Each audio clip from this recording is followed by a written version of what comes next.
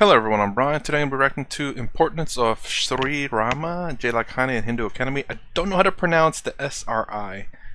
Is it Re? Is the S silent or is Sri Rama? Anyway, I'm pretty sure I'm about to find out how to pronounce that. I'm not familiar with these people. I know they've been said before. I was looking at the videos I was going to react to. There was a video that was recommended, but I couldn't quite find that one, but I did find these two that we're going to be doing today, and let's go ahead and get started. No CC, by the way. It's quite loud. Why do we pay so much emphasis on the story of Ramayana, and especially the hero Ram and Sita? Why do we love them so much? To a lot of other glorious kings in the past, the answer is this. Very good question. The answer is this. We have lots of very brave, courageous kings throughout the history of India. Lots of them. The unique feature about this king, Ram, is this. Here is a person. Normally kings will say, okay, now I want to expand my empire, I'll conquer that country, I'll conquer Sri Lanka, I'll conquer this, and I'll have more wives, and I'll have more money and more land, and I'll expand and go and conquer other lands. That's what kings used to do. In the first time in the history of humanity, here is a king who said, I don't care for property possession. I can flick them away. Now what is the story? Just for the sake of a promise, he flicked away his kingdom and walked into exile for 14 years. No other king would have done it. No other prince would have done it. Here is a story of the first person who was thinking of higher principles rather than property and possessions. That is why we love him more. Again, another feature about Ram is so endearing to me is this. This wonderful personality never lived for himself. From the time he was born till he passed away, he lived for others throughout his life. He never lived for himself. So, I want this, I want to buy this, I want this. For everybody else. Now what does my father want? I go to the forest. Oh, now what does he will follow, if you like, the needs of society rather than his personal needs. He put his personal needs right at the back. The needs of the greater society is what he kept embracing. Again, a beautiful example of a person living for others. So with these two particular features, I love Ram. And that's not only me. The Hindu nation fell in love with Ram. And even Sita shows the greatest characteristics. Wait, is this a real person? It sounds like a fictional person. Dude, to have someone who cares for others and to exile themselves to give away their... No, not to give away their kingdom. Just to... I don't know what happened during that 14 years he exiled himself. That's... I mean... That's a different kind of person right there, I will say, because, yeah, no one would do exactly what he said. I mean, most rich people, especially during those time frames, are pretty selfish.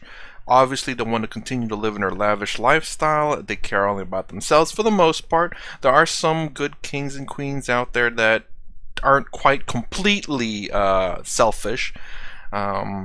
I'm sure some of them did care, but still had some selfish. They're just normal human beings. This person doesn't sound like a normal human. It sounds like a fictional character because it's too good to be true. But is this really a real person? If oh my gosh, if so, I definitely need to hear more about it. When she was mistreated by so many people, she didn't have a single sour word. A gentle personality who could tolerate all sorts of noise without kind of cursing people. Whole her life. Very unique personality. So that is why Ram and Sita are very endearing figures. They not only influenced the Hindus for thousands of years, they influenced the whole of Southeast Asia. At one time, the story of Ramayana and the story of Ram and Sita spread to Thailand, Burma, Indonesia, Cambodia, Malaysia, and went all over the world, Southeast Asia. So the story was so, and even now, if you go to Bali, they'll be doing the Ramayana play there. The story of Ram and Sita have captured the attention, the hearts and minds of not only Hindus, but a lot of people throughout the world. I told you the reason why. And unique characters, live for principles, live for others. Wonderful ideas, first time visible in the history of humanity. That's why we love them. I definitely gotta look up this character, this person, because that's hard to believe. And if this person is genuinely true, holy smokes, wow, that's a first. Even in, I don't know. I mean, I don't know if there's anyone I know who is that selfless. Well, I guess maybe there's a few actually. Sadhguru. Sorry. Sadhguru definitely shows that. I mean, he's selfish and selfless. He would go riding in a bike all day, which, hey, look, no problem. But he's also selfless. Well, I'm going to pause right here and get up the other one. I'll be right back. Okay, here's the second one. Oh, see, Ram, an ideal for all Hindus, J. Lakhani, Hindu Academy. Oh, Ram, is it Rama or Ram? He says Ram, and he does say at Rama at one point. I'm not exactly sure. I didn't hear him pronounce the first 3 letters there, so I'm not sure. And again, is this a fictional character? I haven't looked it up yet. I will after this though. But let me know if there's any additional information, because I will just look it up just to see if it's a real or fictional character. That's about it. And maybe learn things through videos a little bit better for me. Anyway, let's go ahead and get started for the second part. No audio and CC's on. And the word we use is Oh my God, avatar. Okay, it's really low. Let me try turning it up a little bit. Man, that first one was really loud. So I turned it up, but it's probably not going to be that loud.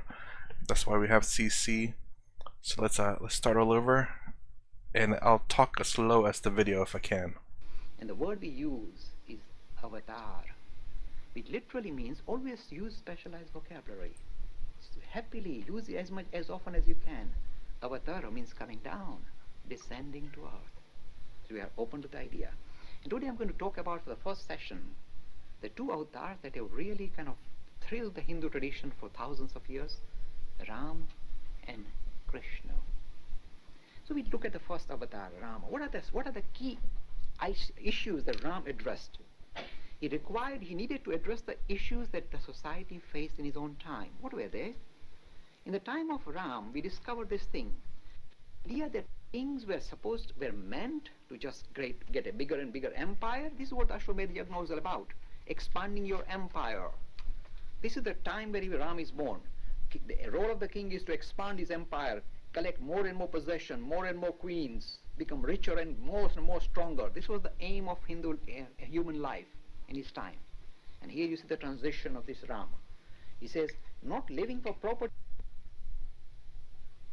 ideals. This is the evolution of mankind from just being an intelligent animal, just looking after his own needs, to becoming something different. Evolution of mankind. From just looking after my own interests and expanding there, I am now going to think about the interest of others and live for others. Sri Rama, very visible. This is the unique, if you like, evolution of human thought, that it becomes visible in the story of Ram. Here you see this personality living for high ideals, flicks his kingdom away and walks into the forest just for principle. And whole of think about it, he never himself others. Transition to show that when we go from the enemy to the human kingdom, we still look after our own interests and our own family's interests. But when we go from the human kingdom to the kingdom of divine, if you like, this idea of invoking divinity here, we think about but for the greater good. Every aspect of Ram's life reflects this particular feature. The key Adarsh Purusham, Adarsh, high ideals, not property and possessions, like most other kings, past, present, and even future. None of them can really stand up to the ideal of Sri Rama.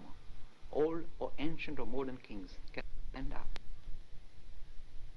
If you like, the principles for the sake of moral fabric of his nation go away because you damage the moral fabric of this society. So he was prepared to do all that. You see the amount of, if you like, dedication, the amount of self-sacrifice visible in the story of Ram.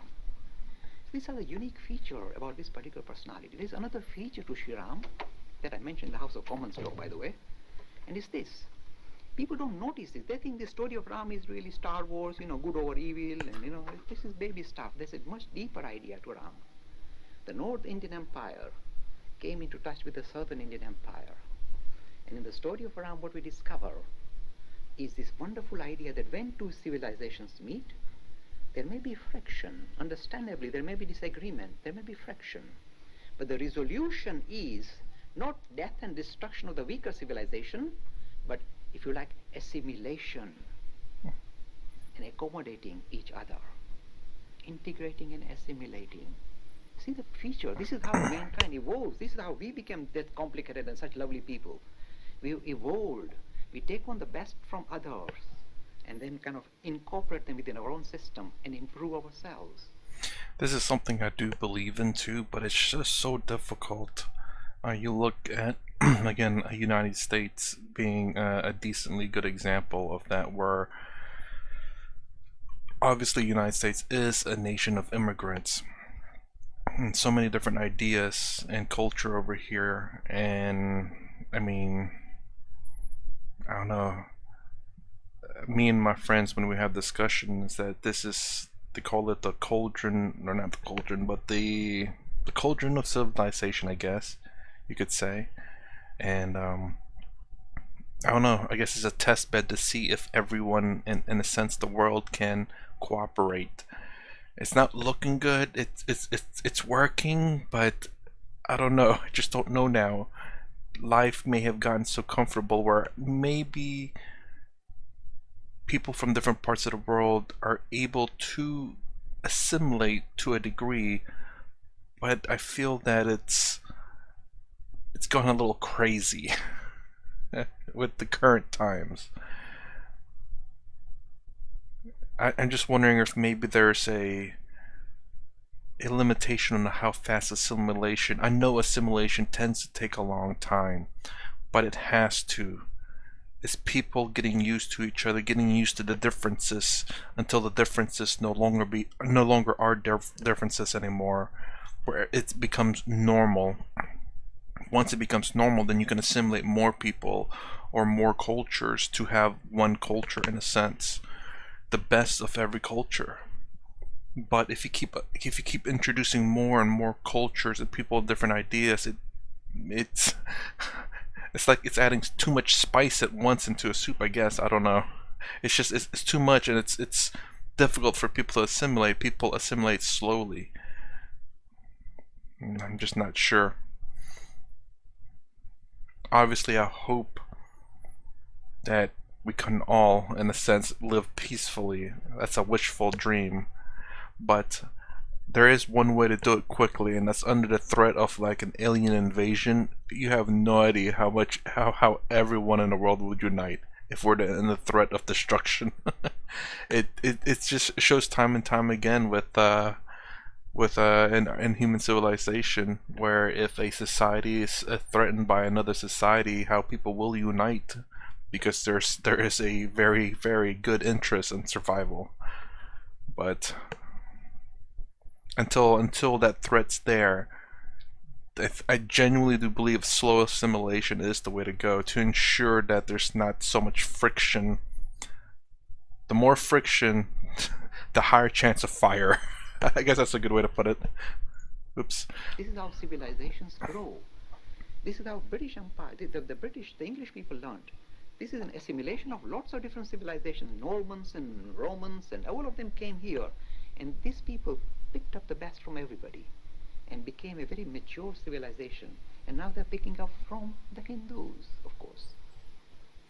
And this is like a natural process that is happening. So this is the unique feature of Sri Ram. You must mention that. When it comes to the exam techniques and so on, the key features you must remember is this. The theory is this. This is what this is the significance of Ram.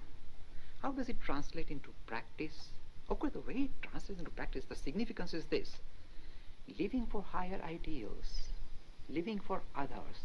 This is the way you practice the teachings of Sri Ram. At mundane level, at a ritualistic level, you say, well, we'll celebrate Ram Navami, we'll visit Ayodhya, and we'll repeat his name and sing his glory, and read the Ramayana scriptures.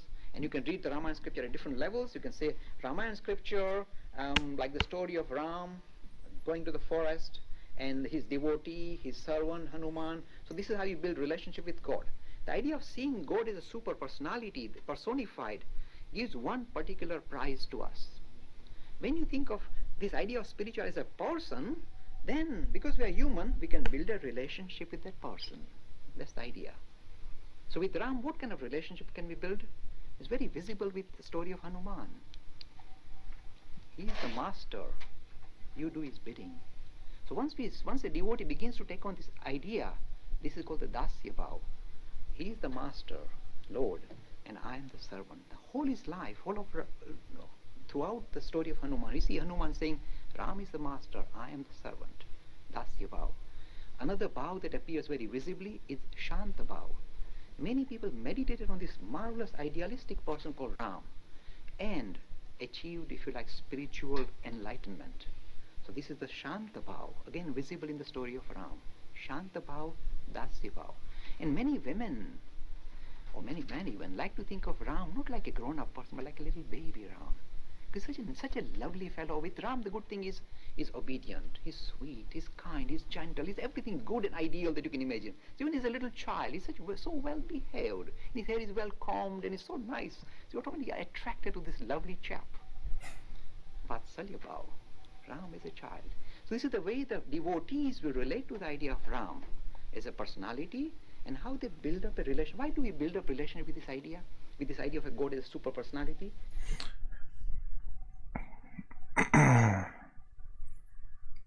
Why we build up the relationship, well, with this idea, maybe it's to get closer and closer to the idea itself. I'm just guessing here. One step at a time, you develop a relationship, and how, like most relationship, it grows. And the closer you are like someone, the closer your relationship becomes. So I'm assuming you're developing a relationship with Ram because you want to be as close to the same ideas as that person, as Ram. When we build up relationships, suppose I'm building up a relationship with Ram, what happens is this: because I keep repeating his name, because I repeat his stories, I listen to his stories, I devote myself to him, I do worship of this person, by this process I'm invoking these marvelous ideas into my own life. I also want to lead an ideal life. I also want to live for others. I also want to be that kind of peaceful and that kind of ideal personality, a perfect role model. So when you kind of adore a role model, you begin to, if you like, take on his qualities. The only problem is in modern society, the role models are Bollywood actors and actresses. Big problem.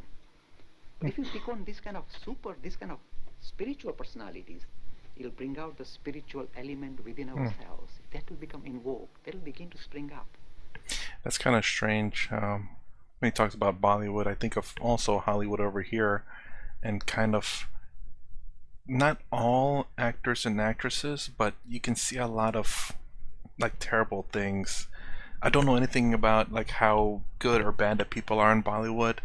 He makes it sound like there's. I mean, it's not surprising that there are always going to be good and bad people everywhere, but I just don't. It's kind of, I don't know. There's a lot of things I think about when I think of Hollywood and how he's associating, looking up to these people, because in Western culture there is a lot of kids that look up to these like artists, music artists, Instagram models, or I forget whatever those things are called, and whatever else, and I don't necessarily know if that's a good influence. Yeah. This is visible in the story of Ram. Oh well, geez, that was quick. I should have let it play out, but yeah. So yeah, I don't have an Instagram. I have a Twitter. I don't know if I'm gonna get into that. Only the reason why I brought it up is because there is an idea that I have, I said before, and I want to do. I just don't know yet. I will give out my Twitter and all that after some time has come, until I solidify that idea first. So anyways, I will continue to talk this low. So Siram. So it sounds like he is potentially a fictional character. It seems like it, and an ideal character that a lot of people look up for. So I see why. Well, ideal for all Hindus. Well, it's ideal for everyone, honestly, to have such a good characteristic within all of us. I don't know if I could ever be that good. That is something to achieve, though, for sure. And I think it's okay to strive for perfection and never achieve it. I don't think anything can really be perfect. Again, I don't think there can be. I doubt it, honestly. But I think it's okay to understand, to strive for perfection but never achieve it. So long as we have something to strive for, we have a goal to obtain, and a goal that's never achievable, it's not necessarily a bad thing. There should be a, it's really bad to say, a goal is not meant to make you happy, but something to better yourself at, I suppose. The only reason why I say that is because of Sadhguru's teachings where don't use your goals, or in Swami Sarvapriyananda, don't use your goals and don't use external things to make you happy. That all comes from within you. And I do believe that. You can make the outside world as comfortable as possible, but ultimately you decide what makes you happy, what makes you sad, what makes you upset, what makes you joyful. And even if the outside world is terrible, you still have control over yourself. So I do believe that. Anyways, that is my reaction to Sri Ram, an ideal for all Hindus, and Sri Ram in these two-parters. If you like, and by the way, both of the video will be in a link in the description. If you like my content, please consider subscribing. Thumbs up, thumbs down below. Thanks for watching. I'll see you in the next vid.